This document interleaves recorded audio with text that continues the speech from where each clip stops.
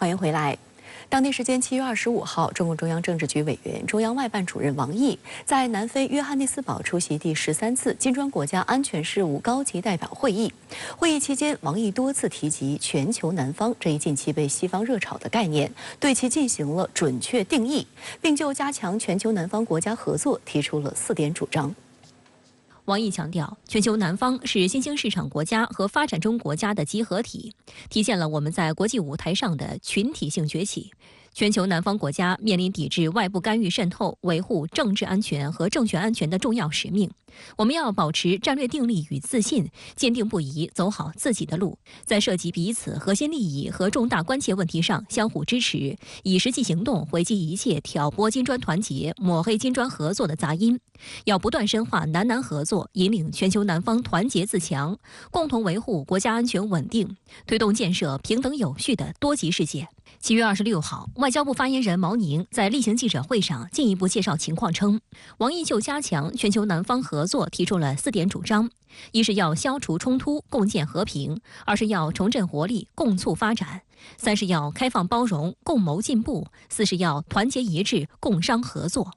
王毅强调，独立自主是全球南方的政治底色，发展振兴是全球南方的历史使命，公道正义是全球南方的共同主张。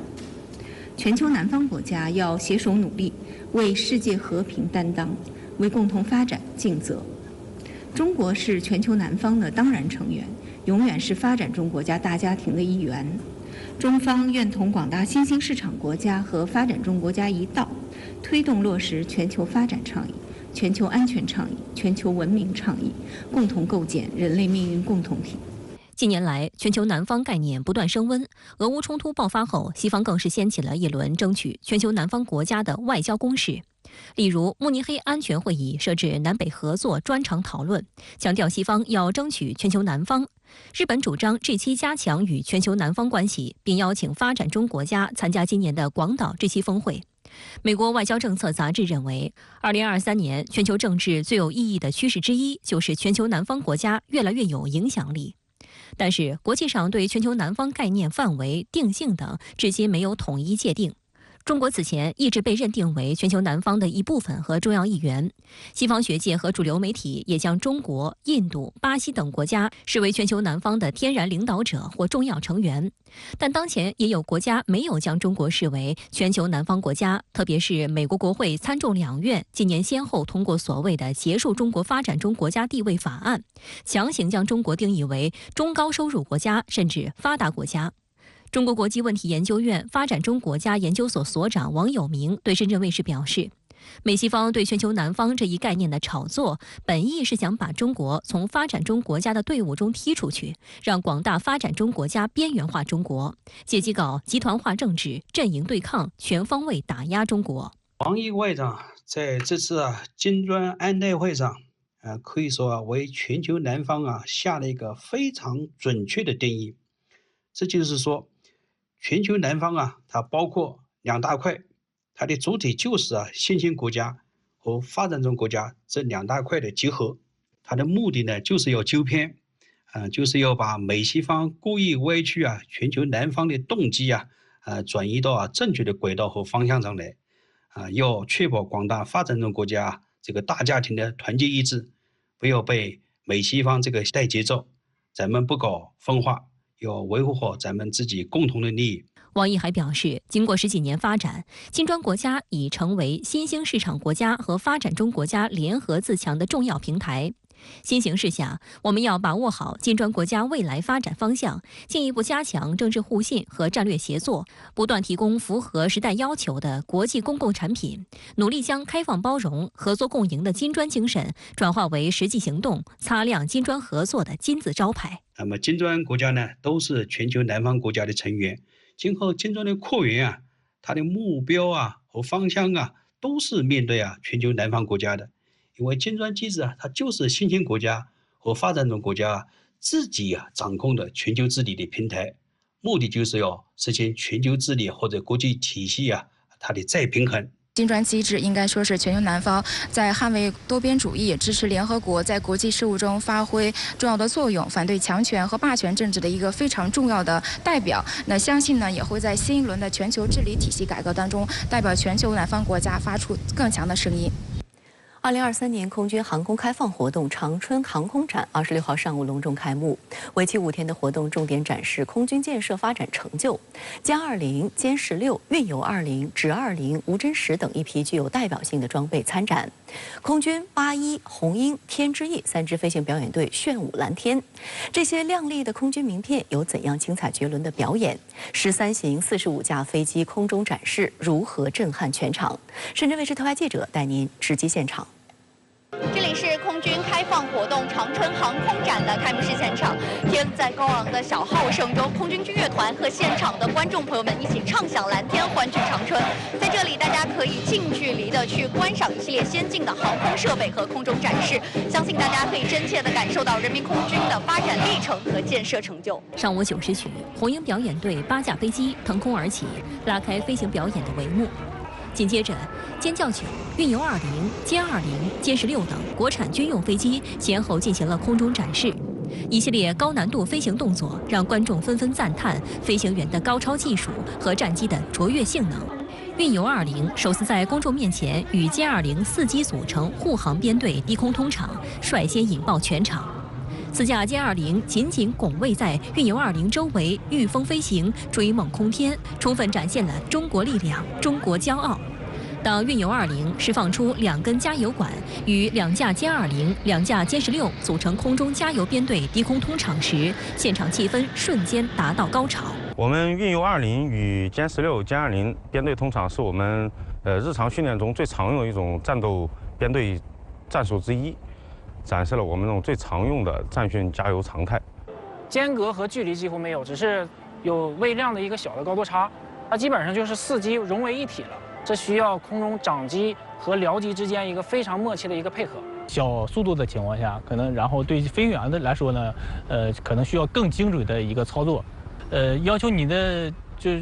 精准程度在几厘米之间之内。事实上，运油20首次向公众进行静态展示，就是在2022年的空军航空开放活动长春航空展上。今年运油20又首次向公众动态展示加油编队，可以说是续写了与北国春城的不解之缘。运油20是我国自主研发的新一代空中加油机，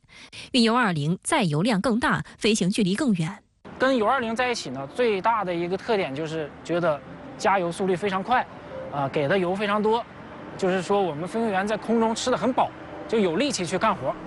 运油20还首次向公众展示了释放红外干扰弹，整套单机展示持续近8分钟，充分向公众展示了运油20的自卫防护和应对威胁规避的能力。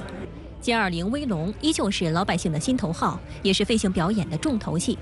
4机钻石通场，4机对穿，单机大仰角拉起跃升俯冲，单机大仰角2字半上升横滚等精彩纷呈。刺激惊险的表演动作引发现场观众阵阵欢呼。空军歼20飞行员董俊在接受深圳卫视专访时，详解了编队飞行时的难点和表演动作背后的实战意义。在低空大表速，特别是编队飞行，对飞行员的操纵技能就要求很高。那时候的飞行员的注意分配，僚机的可能要盯着长机，然后长机呢可能以外界为主，很少有时间去关注自己座舱内部的环境，就要靠飞行员建立很全面的态势感知。然后来整个外界的环境都在自己的脑海之中。现在所有的飞行表演动作都是平常我们训练动作或者作战动作的一种演变，肯定是有战术意义的。比如说这种急剧的拉起可能一般用于进攻；这些急回转然后下降可能会用于防御。值得一提的是，此次担负歼20飞行表演任务的北部战区空军航空兵某旅，是新中国组建的第1支空中作战力量，也是首支参战首获胜绩的英雄部队。在抗美援朝战场上取得击落敌机88架的战绩，是名副其实饱经战火硝烟洗礼的英雄部队。深圳卫视记者在现场注意到，歼20滑行时，飞行员挥动鸭翼向观众致意，并挥手互动。热情的观众们一致回以热烈的欢呼声。我看到了歼20，就是感到我们科技真的是很大进步。能够体会到我们军工实业和空军的强大。大飞机、2次飞机，还有歼20，4个这是头一回，这是非常漂亮，感觉特别震撼。空军航空开放活动发源于空军航空大学开学典礼，自2011年以来开始走进公众视野，成为空军的一张亮丽名片。就在1周前，空军出动多架约20飞机，从石家庄、济南、南京、长沙和成都5个登机点，集中运送新飞行学员到空军航空大学报到。据悉，今年空军招飞录取数质量创历史新高。26号，这批新学员穿着空军蓝，英姿飒爽地参加了史上最牛开学典礼。空军航空大学毕业的董俊再次回到母校，感慨万千。他寄语新学员要传承和发扬东北老航校的精神，苦练精飞，制胜未来。如果就是你真的有一颗爱国之心，然后想把自己的青春和梦想跟祖国联系在一起，真的可以加入我们。如果真的想崇尚荣誉，然后希望得到祖国的认可，真的可以加入我们。我们要建立一支强大的空军，人才呢是关键吧。武器装备越来越先进，对人员的素质要求呢越来越高，要让更多的优秀人才进入到空军部队，去操纵这些先进的装备。除动态展示外，今年的空军航空开放活动长春航空展还有96型137件地面静态展示装备参展，以及空军馆、航空工业馆、航空航天制造配套馆、航空航天沉浸式体验馆等7个室内展馆。广大观众不仅可以近距离观摩装备静态和战鹰飞天，而且可以置身于航空模拟、太空探索、科幻武器等沉浸式体验项目中，更好感受航空航天的独特魅力。在空军航空开放活动长春航空展开幕式上，81飞行表演队再一次为现场观众献上了精彩的视觉盛宴。这也是81飞行表演队换装歼10C 表演机之后首次在国内公开亮相。深圳卫视也在现场专访了81飞行表演队女飞行员何小丽，讲述空中芭蕾的故事。开幕式上，81飞行表演队6架歼10C 表演机在空中迅速集结组成舰型编队低空通场，在空中拉起6道绚丽彩烟，以空中最高礼仪向现场致以最崇高的敬意。随后，81飞行表演队表演了单机大仰角上升、4机菱形编队、5机水平向上开花、6机三角队斜筋斗等众多特技动作。近20分钟的空中芭蕾表演，充分展现了空军飞行员过硬飞行技能和歼10C 优越的机动性能。深圳卫视特派记者在现场专访了空军81飞行表演队飞行员何小丽。据何小丽介绍，开幕式上的表演是他们针对长春的天气情况精心编排的一套全新动作。其中最有一个代表性的动作就是我们的4机横队拉起。这个动作不仅要求我们飞行员要有精湛的技术，同时还要有过硬的心理素质，因为它在要求我们和长机4架飞机的间隔保持同样的大小的同时，还要和长机一起拉起做一个垂直面的动作，这个对我们飞行员来说考验难度是最大的。何小丽表示，这些飞行表演动作除了好看以外，还具有很强的实战性。其中主要是以我们6号机的小速度平飞，这个是体现我们所飞机型的机动性能。第二个是我们的5号机的，然后垂直横滚拉起，这也体现了我们在空中作战的时候快速、迅速的以垂直面的改变，然后摆脱敌机，来根据更贴切实战。作为一支以超音速歼击机作为表演机型的飞行表演队，81飞行表演队已历经7次换装，今年更是换装歼10C 作为表演机。今年的长春航空展也是我们全面换装歼10C之后首次在国内航展上面的亮相。这对于我们表演队来说，每一名飞行员，可以说是挑战更大，极限更大，因为全状态的歼10C，它的操纵性能和操纵样领各方面还是有一定的差距的。值得指出的是，81飞行表演队不久前刚换装歼10C。5月份就前往马来西亚参加第16届兰卡威国际海事与航空展。那么他们是如何在换装后迅速形成表演能力的呢？刚开始的时候，我们会用双座机和歼10C，然后配对，然后一点一点摸索，到最后的同样就长僚机都是歼10C来配对，然后一点一点经过空中不断的训练和摸索验证，然后最终以快速的时间来形成了表演战斗能力。2005年，中国空军首次从应届女高中毕业生中选拔了35名女歼击机飞行学员。2009年4月，这批女学员中的16人以全优成绩完成学业，她们成为我国首批歼击机女飞行员，何小丽就是其中一员。在采访过程中，何小丽向深圳卫视记者讲述了加入飞行表演队的初衷。然后，飞行表演队可以说是飞行员最高学府、最高殿堂，也是能展现飞行员技术的最好的一个平台。所以说，当我在飞行员这个行列中，我的梦想就是我能到表演队。我们飞行表演队也是和平使命歌，我们经常参加国内外各大航展、各种平台。这不仅是为了展示我们自己的技术，因为更多的是展示我们中国空军的力量，中国空军飞行员的技术过硬的平台。这对我们来说是一个非常值得骄傲的。何小丽坦诚，作为一名女性飞行员，在表演队确实面临很大的挑战。不过，她和队友都有一股不服输的劲儿。作为女飞行员，本来女性和男性天生的肌肉含量决定了我的肌肉力量不如男性，这是我们所有女性必须承认的。但是我们飞行员有一股劲儿，尤其是女飞行员，我们有一股不服输的劲儿。中国女性能撑起半边天，男性可以，男飞行员可以，我觉得我也可以。我们会专门在进行体能训练，尤其是加强力量训练，把自己的不足弥补出来，这样来体现，才能把自己的飞行技术过硬，在整个团队上面，然后让我们整个团队的飞行表演技术更精湛。停战即将届满70周年之际，半岛再次陷入对抗态势，引发担忧。在美军核潜艇肯塔基号驶离韩国釜山仅3天，安纳波利斯号核潜艇24号又驶入济州，随之而来的就是朝鲜在24号深夜发射短程弹道导弹，这也是朝鲜自上周以来第3次射弹。观察指，鉴于美韩核磋商小组会议将成常规机制，美在韩部署战略武器也将常态化，而朝鲜也必将进入以强硬对强硬的逻辑之中。那么复杂敏感的当下，半岛如何走出恶性循环的死结？来看看报道。韩国联合参谋本部透露，美国国务院发言人米勒25号敦促朝鲜不要采取类似行动。Those launches are in violation of multiple UN Security Council resolutions, and we condemn them and would urge North Korea to refrain from such escalatory action. 韩国济州海军基地，韩联社认为，朝鲜此次试射活动更直接的原因，很可能就是对安纳波利斯号赴韩表示抗议。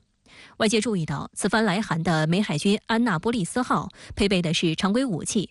并且是在执行任务过程中装载补给物资。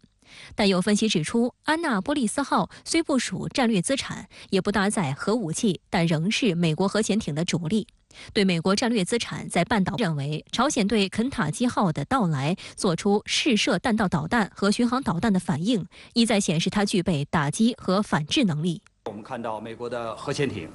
不断的在这里驻泊，朝鲜的意思是说，我有这种军事能力来保卫自己的安全，所以呢，它这个射这种导弹的位置，也就是我的这个导弹的发射的方向，对吧？我是避开一些敏感地区，还是说有意识的靠近你的这个专属经济区或者靠近你的这个沿海方向，这是有讲究的。而且我的这个导弹的射程，或者我试验的这些武器装备的这些性能，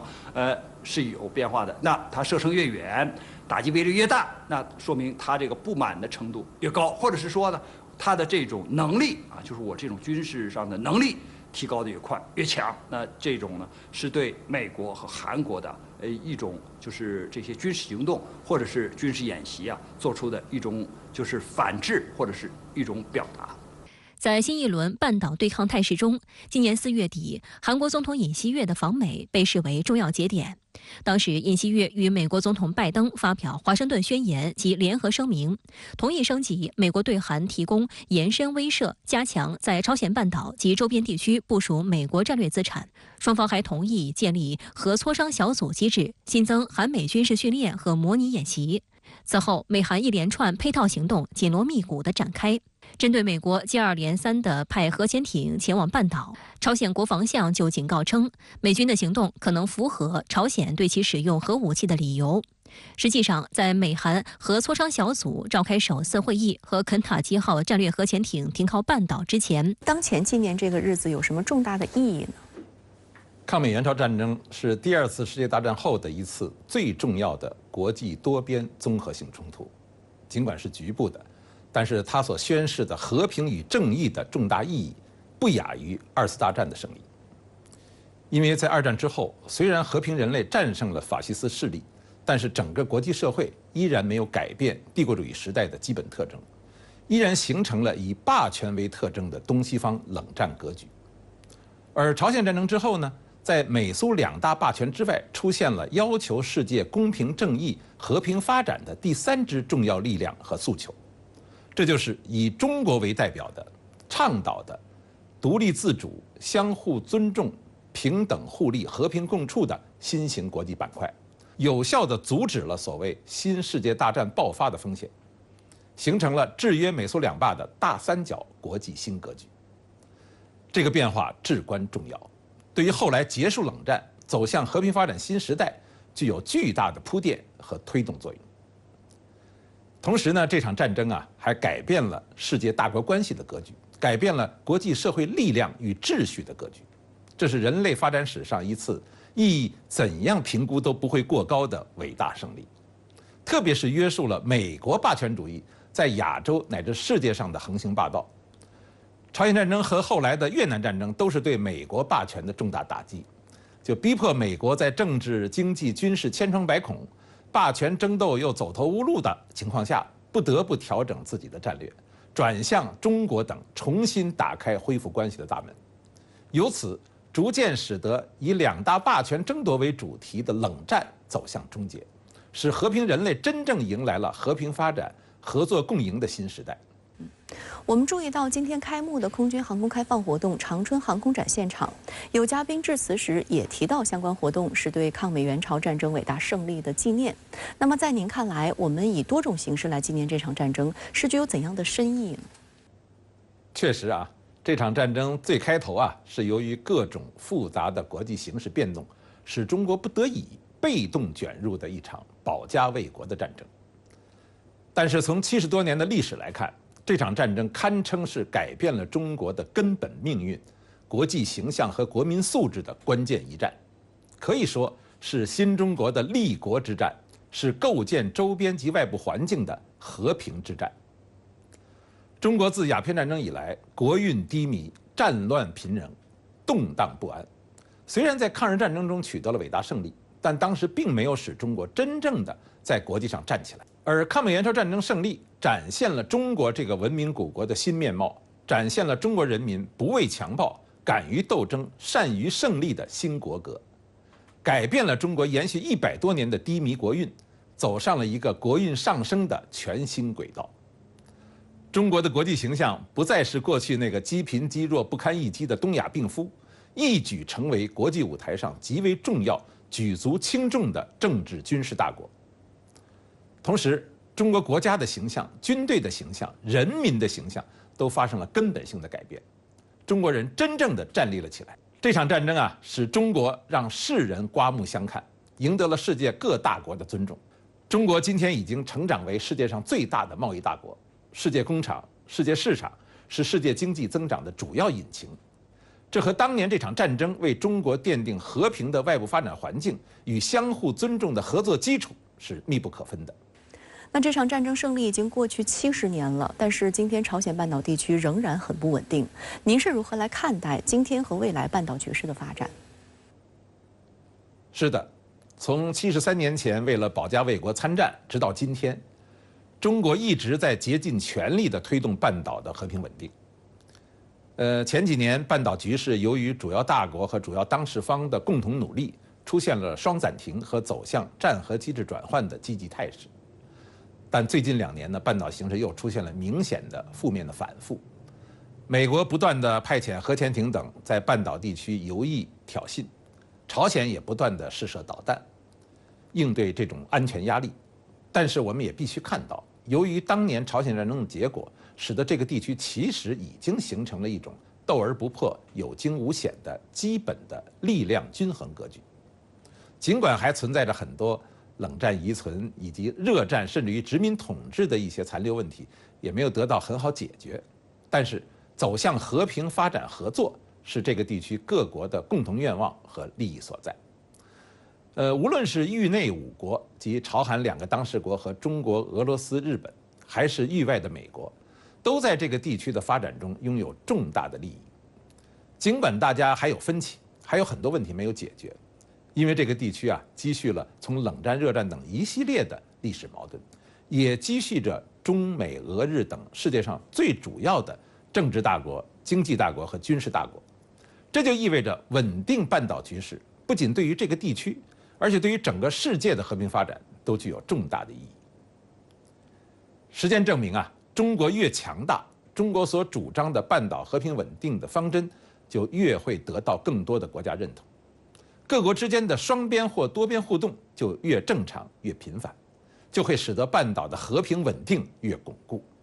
整个世界的和平就越有保障。所以应该以一种和平发展的基本取态来稳定半岛局势，而不是动辄采用制裁等消敌办法，这样才是有建设性的、务实的半岛和平发展方针。我们希望相关各国大家一起携起手来。我们曾经在这个地区发生过冲突，但是时过境迁，我们在几年前也曾经有过良性的互动，曾经推动了半岛局势走向双暂停和政治解决的正确方向。今天虽然有反复，但是局势还是可以管控的，倒退是没有出路的，战乱是不得人心的，也是不可能被接受的。和平发展是我们所有相关国家和人民的共同愿望和利益所在。好的，谢谢龚先生跟我们共同在线分享您的观点。月中美高层保持密集互动。近日，美国商务部长雷蒙多2度公开就其访华计划放风，还表示美国需要在所有可能的地方与中国做生意。而美国国务卿布林肯也表态称，要为中美关系注入稳定性。但与此同时，外界注意到，针对美国企业在华投资，美国参议院又有新动作。当地时间7月26号，美国国防部长奥斯汀展开对南太平洋岛国巴布亚新几内亚的访问，随后他还将前往澳大利亚。而美国务卿布林肯则于当天抵达汤加，与汤加首相胡阿卡瓦梅利库就太平洋地区的战略重要性举行了会谈，并出席美国驻汤加大使馆的开馆仪式。布林肯此行是继5月以来再次访问南太岛国，但他表示，华盛顿对这一地区的兴趣并非源于中国在该地区日益增强的影响力。在过去很长一段时间内，美国对南太地区漠不关心，但随着近年来中国与南太岛国交往加深，美国与澳大利亚却坐不住了。自去年以来，两国在这一地区动作频频，主要包括去年6月联合英国、日本、澳大利亚、新西兰建立与太平洋岛国的南太平洋伙伴框架。去年9月底，还在华盛顿召开了美国与太平洋岛国首次峰会。We have no objection to the investments by or engagements by any other country, including China. On the contrary, if it's done in a productive way.If it really is responsive to the needs of people. 自6月结束访华行程后，布林肯在多个场合谈及此访以及中美关系。据美国有线电视新闻网报道，布林肯日前在接受专访时表示，美国正试图加强与中国的沟通渠道，为美中关系注入一些稳定性，以避免2个大国之间发生冲突。之后，布林肯在科罗拉州参加阿彭斯安全论坛期间，再次表达了类似观点。It was important to us to put some stability back into this relationship, to put a floor under it, to make sure that the competition that we're clearly in doesn't veer into conflict, which would not be in our interest, not be in anyone's interest. And that starts with engagement. There's also a demand signal that is clear and powerful around the world. And the demand signal on both China and the United States is that we will each work to responsibly manage the relationship because it has an impact not just on our two countries, but literally on the entire world. We've heard that loudly and clearly, and we're acting on it. I think China is now trying to demonstrate that it's doing the same thing. So we've had detailed, intense conversations. 布林肯之后，美国财长耶伦、美国总统气候问题特使克里已先后访华，而此前已多次表态期待访华的美国商务部长雷蒙多，至今未有定期。在过去5天内，雷蒙多2度谈及访华，称计划在今年夏天晚些时候，但具体细节仍在敲定中。I do plan to travel later this summer. We're still finalizing a date and plans. At a high level, we need to do business with China wherever we can. We need to promote wherever we can, but we need to protect where we must. And I have a role to play in both of those. 具体而言，雷蒙多举例称，包括食品、娱乐、健康、美容等产业，由于不涉及所谓国家安全风险，还能为美国创造就业机会，因此要在这些领域尽可能开展业务。他还特别提到，上海迪士尼正在爆炸式增长，星巴克几乎每天在中国新开1家店。但话锋一转，雷蒙多强调，在人工智能、半导体、软硬件等领域，美国有必要与盟友合作，阻止中国获得相关技术。在他看来，美国在与中国的战略竞争中，最重要的事情就是确保所谓投资美国。That lot of benefit to doing business where we can. Having said that, we have to protect what we must and be eyes wide open about the threats and strategic competition. And in that respect, commerce is right at the center of that too. I'm of the view that by far the most important thing we can do as America in our strategic competition with China is to invest in America. 美国商务部长为美国内阁的重要成员之一，主要承担管理国内外贸易和国际经济合作的重任，并就所有与商业有关的事务担任美国总统的主要顾问。雷蒙多于2021年3月3号宣誓就职，在过去2年扮演美国对华出口管制先锋角色，甚至被认为是中美经贸脱钩的主要推手。有分析指出，雷蒙多访华行程一旦确认，鉴于其商务部长的身份，中美经贸是绕不开的话题。尤其是美方在芯片等问题上持续对华施压的大背景下，中美势必将展开激烈交锋。我觉得就是首先第一点的话，雷蒙多此行他肯定还是要寻求能够尽快恢复美中之间的沟通和合作渠道，因为当前比如说在军方之间的这个沟通机制还是没有能够恢复。那么另外一方面的话，就是雷蒙多他作为商务部长呢，他肯定会去提及一些他的这样的一个职能范围之内的对华关切的事项。外界注意到，虽然美方高层一再表态中美关系要保持稳定性，但从近段时间以来，美方仍在中美关系上发出自相矛盾的信号，一方面寻求沟通，一方面对华打压遏制小动作不断。根据美国媒体最新报道显示，拜登政府正在考虑收紧人工智能芯片对华出口管制措施，禁止芯片制造商在未获许可证的情况下向中国及其他相关客户出口芯片。另据路透社报道，美参议院当地时间25号以压倒性多数通过了一项2024财年国防授权法案修正案，要求美国企业向联邦机构通报对中国技术领域的投资情况，包括人工智能、先进半导体、卫星通信和量子计算等。据悉，与2021年提出的未能成为法律的修正案不同，新修正案要求对某些类型的境外投资进行通报，而不是审查或禁止，这将更具针对性。在美国当前国内政治氛围的影响下，以及在拜登寻求连任的背景之下，其实拜登政府不太可能会轻易放弃对中国的这样的一种较为强硬的立场，也不太可能会改变就是他所设定的对华以竞争为主的这样的一种政策立场。有分析指出，由于美国的对华政策有相当大的情绪性与不确定性，因此美国不可能在短期内放弃打压遏制中国的策略。这个时期，美方高层密集访华，根本原因在于美国的内政外交达成了相对的均衡，形成了窗口期。但这个窗口期不可能造成局势的根本改变，它只是战术上的修补。但未来的中美关系只要保证3个条件不出现，中美关系可以维护下去。一是双方不能犯战略性的错误，二是不要形成冷战那样的阵营性对抗，三是双方要承认对方的强大存在，并与之共存。任何领域的合作都不可能会脱离中美关系大的环境。那如果拜登政府仍然是对中国采取这样的一种无理的打压措施，不断地去泛化国家安全的概念的话，那么中美之间的合作是很难恢复到正常的轨道上面来。相关话题来连线特约评论员陈斌。陈先生您好。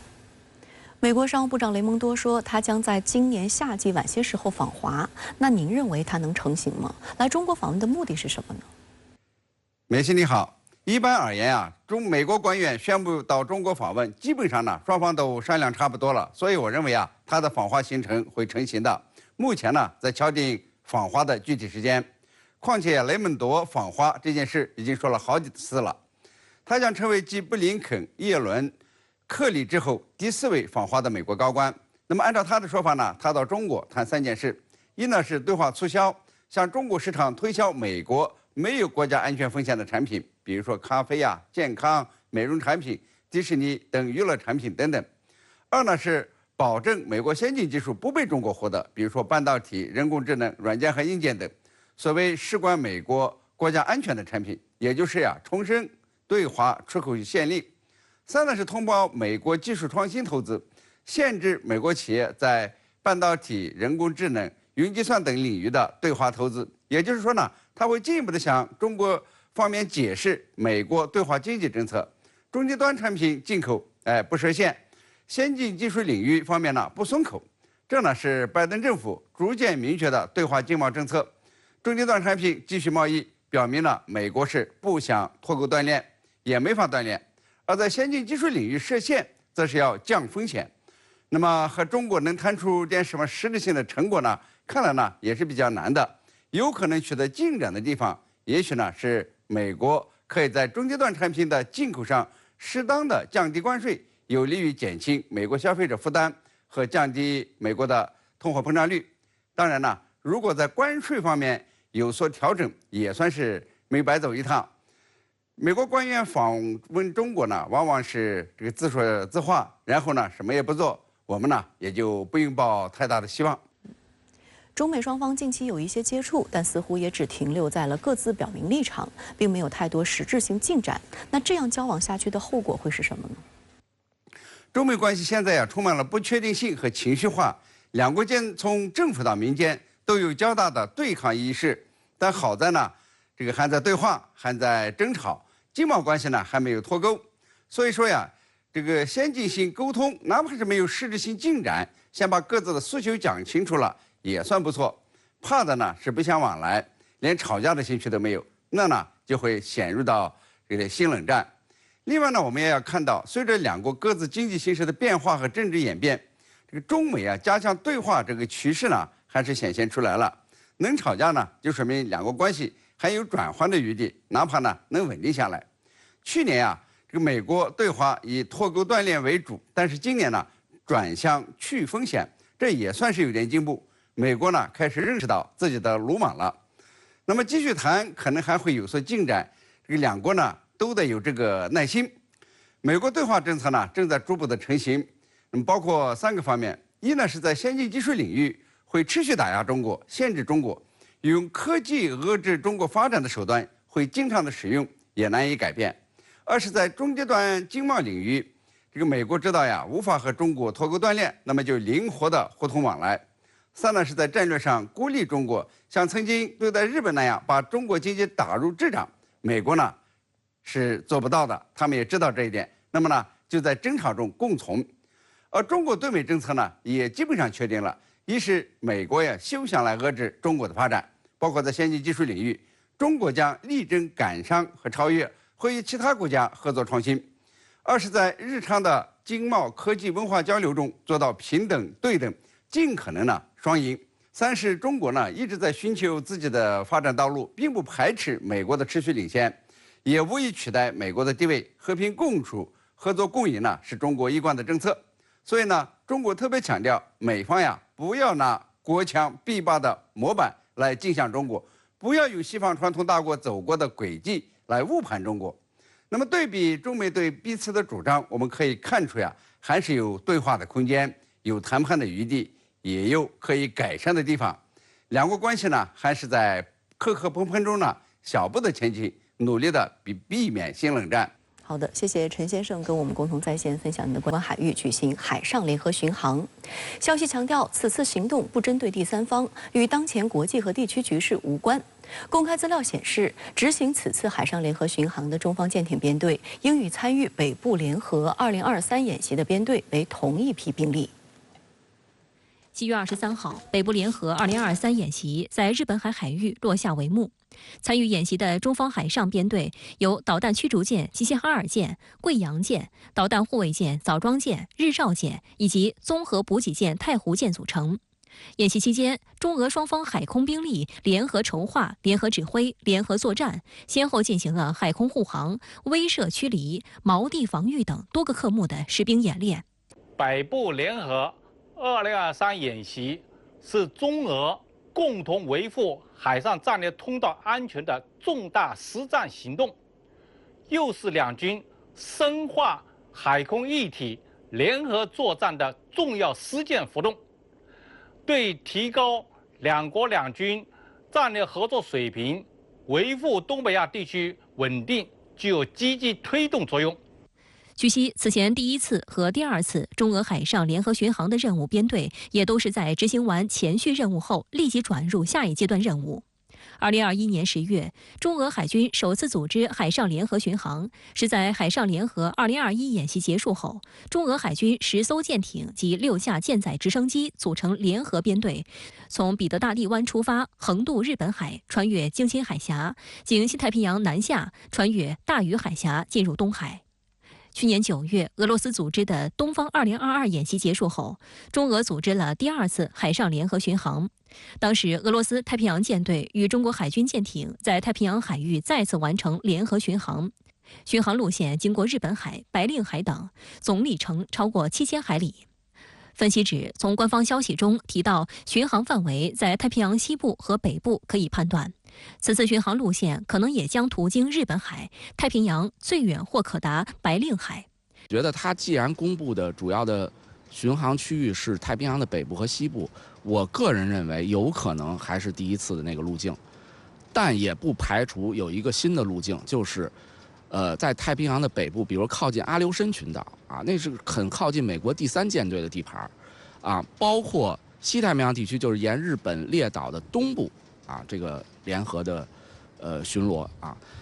这样一来，那么意义可能就更重大了啊，那么它可能就有点进入太平洋的腹地啊，甚至于对美国第3舰队的地盘啊有一些这个进入的啊这种感觉，所以有可能是这两种路径选一条。除了海上联合巡航，中俄空中战略巡航也是两国两军高水平合作的典范。就在6月初，中俄在日本海、东海相关空域组织实施了第6次联合空中战略巡航。从中俄2019年首次在东北亚地区组织联合空中战略巡航后，在2020年、2021年，中俄空中战略巡航保持1年1次的频率，这一频率在2022年得以加大。2022年5月、2022年11月分别进行了第4次和第5次联合空中战略巡航。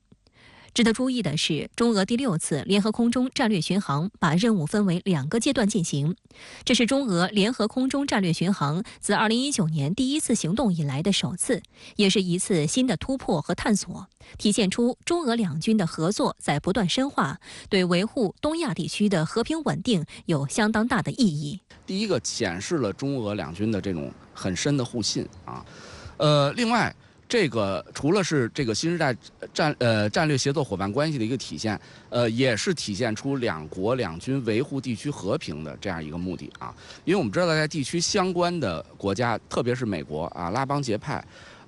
不断的搞一些大规模的演习啊，甚至于派一些战略平台，比如说战略轰炸机和核潜艇啊，在相关的区域，出现啊，那么实际上是对地区和平稳定的一个极大的威胁和破坏。那么中俄两军的这样的动作，实际上也是为了相对反制美军的这样的一个动作，然后维护区域的稳定和和平。